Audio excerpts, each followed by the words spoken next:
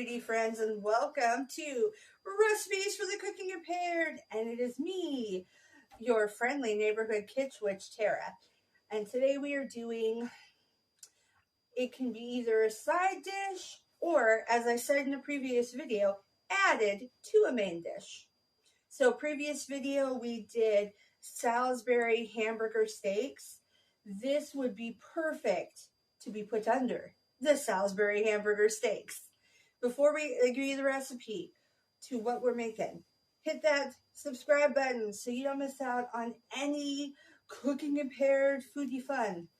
Hit the like button if you actually enjoyed this video, and feel free to leave me a comment, especially if you have anything you'd like me to try, or if you'd like to see more side dishes, more desserts. Hey, hit me up some information. Let me know what's up. Today we are going to do a sour cream and onion mashed potatoes from scratch. That is right. You do not have to buy it out of a box or a bag at the store. You can make it from scratch and it'll taste delicious. Plus you can go, oh my gosh, I am such a good cook. I made this entirely by hand. Woo! It's great for, little self-promotion there for you. All right, so here's how we make it. You ready? Ready? Ingredients. 2.5 pounds of golden potatoes, peeled, cut into cubes. Now, there are lots of different brands. One of the more popular ones is Yukon Gold. You don't have to buy Yukon Gold. I got mine from Kroger's golden potatoes. There's so many different kinds. Now, say you have some golden potatoes at home, but you only have a couple, because you're going to need, each potato medium size is about 8 ounces for the golden potatoes. So you only have a couple of them. Instead of having like the 6 that you would need, you only have like 3 or 4. You can mix this recipe with some russet potatoes. Those are those traditional brown ones. That's fine. Totally doable. Just know you're going to be looking for about 2.5 pounds of potatoes. If you do the gold, that's about 6 of the medium size, about yay big, of the potatoes. Okay? All right, half a cup of chicken broth. Now, I'm using half a cup because I'm boiling my potatoes in water. If you want, there is an option. You can boil your potatoes in 2 cups of chicken broth. And then when you drain it, don't drain all the chicken broth down the sink. Drain it into another bowl. And you're going to use some of that back in when you mash it. I didn't do that because I'm doing this in steps and there's a lot going on today. It happens. You know, you guys have busy lives too, right? Busy lives happen. So half a cup of chicken broth if you're going to boil your potatoes in water. Half a cup of half and half. And just so you know, half and half is not the same as whipping cream. And whipping cream is not the same as heavy whipping cream. Look for the container in the dairy section that says half and half. If you are vegan and you still want to make this, instead of using half and half, you're going to use coconut milk. I would recommend not the coconut milk in the dairy section that you just pour into a cup and drink.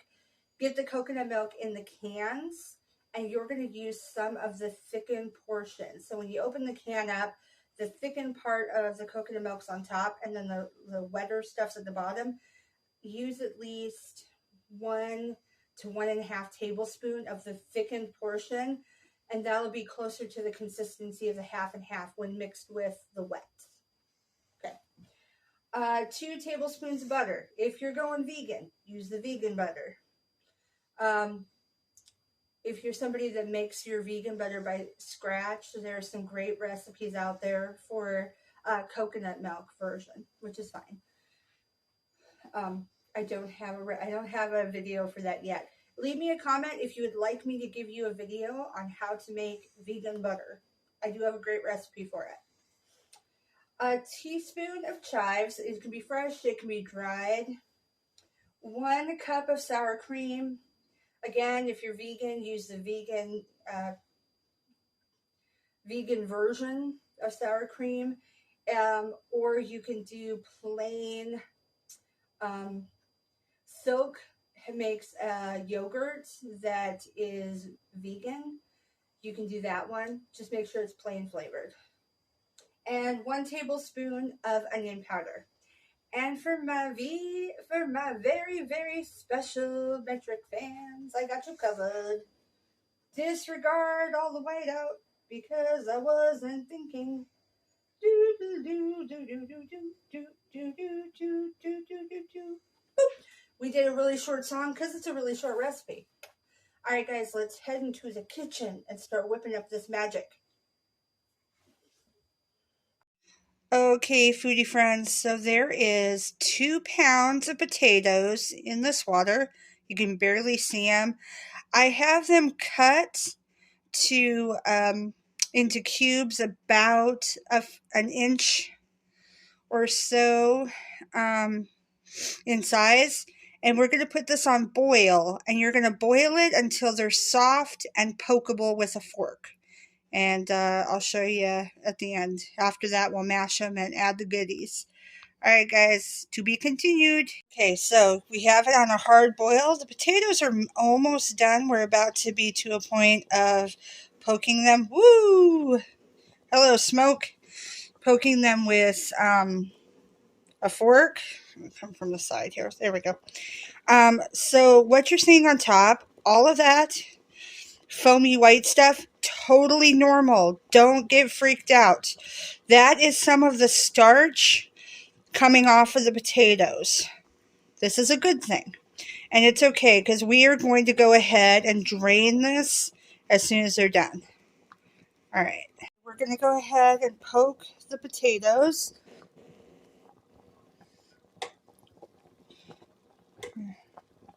All right, these are almost ready. Give them a few more minutes, but they're getting close.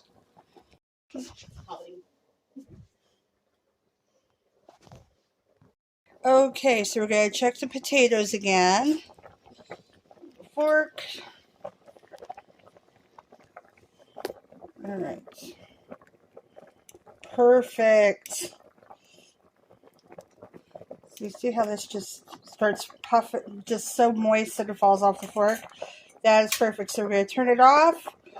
At this point, we will drain it. If you decided to do 2 cups of the chicken broth to cook it in, that is when you're going to drain it, but save the broth. I chose to use regular water, partly because I'm doing this in different steps and different time frames.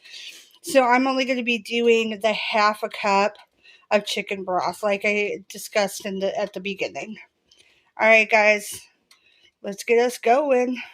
All right, completely drained. We are going to put this in a container that is easily blendable. And we're going to add all of our wet ingredients and our seasoning and just blend this baby up. Yum, yum, yum. Alright, guys, so I already have the butter in the mashed potatoes in the potatoes that we're going to mash to melt.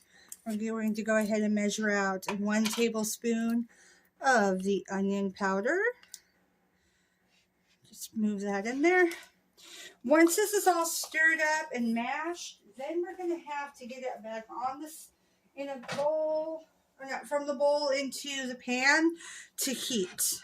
But for now, this can be just on a warm setting. This is both the chicken broth and the 1/2 and 1/2 mixed together.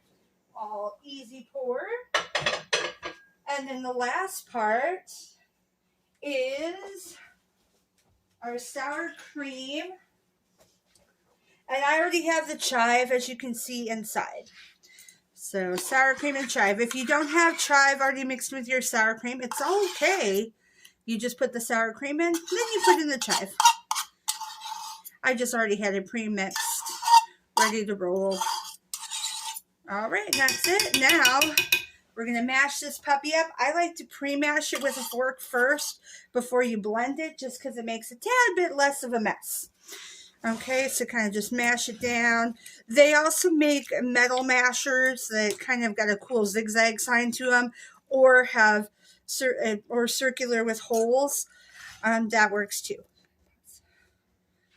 Okay, so since the fork was taking forever, I went ahead and opted for the potato masher because I just want to get all of the potatoes mashed down first. It makes it so much easier to use the electric whip that way, or a whip by hand. You don't have to necessarily use an electric mixer, but it does help if everything's already mashed down. So this one's almost ready. Okay, so this has been mashed up enough, so I'm going to go ahead and get as much of the potato off of this puppy as I can, and we're going to use the electric mixer next. You're going to want to do it on low, especially if you're doing what I am doing and using a bowl that's a tad bit small for what amount of food you have in it. So go conservative. All right, here we go. All right, guys. Electric mixer. Mix everything together so it's nice and fluffy. All right, guys, I have it all mixed together. It is nice. It is fluffy. It is creamy. Next thing you're going to do is, if this is not hot, which it shouldn't be because you added cold sour cream and cold half and half to it, you're going to put it back on back in a pan. I'm going to use the same pan that I boiled the potatoes in. Just rinsed it and washed it out good. Put it back on the stove and heat it. Once it's hot enough, you now can serve this as a side dish, or what I'm going to do is I got that Salisbury hamburger steak, and I'm going to put that on top. So that'd be great. So be creative.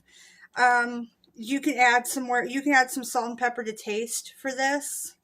Being I'm going to top some gravy deliciousness over it, and the Salisbury steak, or hamburger steak, I'm not going to add any salt and pepper to mine, but you can. All right, guys, until next time, bye.